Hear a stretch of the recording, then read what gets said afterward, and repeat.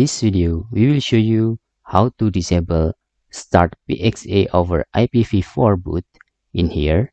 To disable this, you can see when we lead to press any key, there is direct into network boot. We can disable this.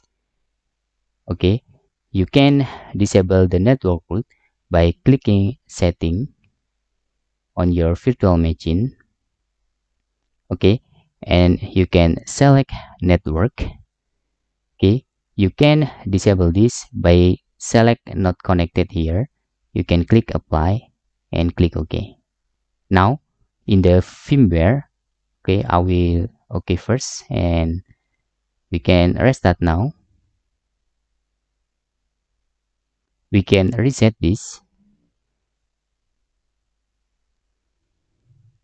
and we can click any key again, and that's all how you can solve or disable the network boot from the Hyper-V. And the Hyper-V run perfectly here. When you file it against and against in the Hyper-V, from booting into ISO file, you can do this step. Hope this video helpful for you.